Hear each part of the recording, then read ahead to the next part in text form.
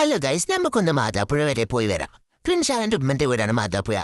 ഓളെടുക്കാൻ അങ്ങോട്ട് പോകുമ്പോൾ പിന്നെയും അനിയത്തിനെയും കൂടെ കൂട്ടലുണ്ട്. എല്ലാരും ചോദിച്ചതിന് ശേഷമല്ലേ എടുക്കുക. നമ്മളെല്ലാം എടുത്തതിന് ശേഷമാണ് മൂപ്പരോട് വയ്ക്കണെങ്കിൽ ആ ചാമ്പൊക്കെ എടുക്കട്ടെ എന്ന്. അപ്പൊ അതൊക്കെ മൂപ്പർ വന്നാണ് പിന്നെയും നമുക്ക് കുറെ ചാമ്പക്കൊക്കെ പറിച്ചു കിട്ടോ. ചാമ്പക്കൊക്കെ ഒരു വൈക്കാക്കി നമ്മൾ പിന്നെ കുറച്ചേരം റെസ്റ്റ് എടുത്തിട്ടാവാൻ ബാക്കി പരിപാടി എന്ന് വിചാരിച്ചിരിക്കുമ്പോഴാണ് ബേബി വൈറ്റ്സിന്റെ കവറുണ്ടോ. അപ്പൊ ഞാൻ അറിയാണ്ട് ബിസ്ക്കറ്റ് അല്ലേന്ന് ചോദിച്ചതാണ്. എല്ലാവരും കൂടി തിന്നിട്ട് വളഞ്ഞിട്ട് ആക്രമിക്കണണ്ടില്ലേ. പിന്നെ നമ്മൾ വീണ്ടും തെണ്ടാൻ ഇറങ്ങി.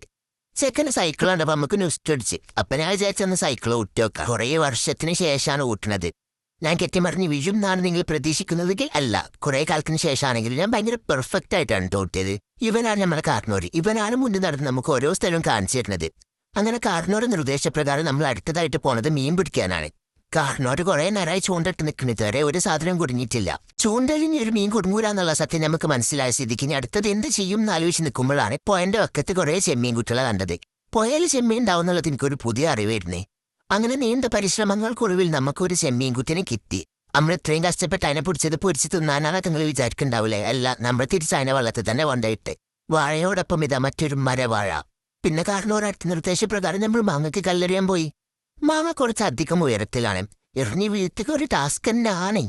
പക്ഷെ നമ്മക്ക് ഇതൊക്കെ ഒരു വിഷയമാണോ. നമ്മൾ പുഷ്പം പോലെ അതൊക്കെ എറിഞ്ഞു വീഴ്ത്തി.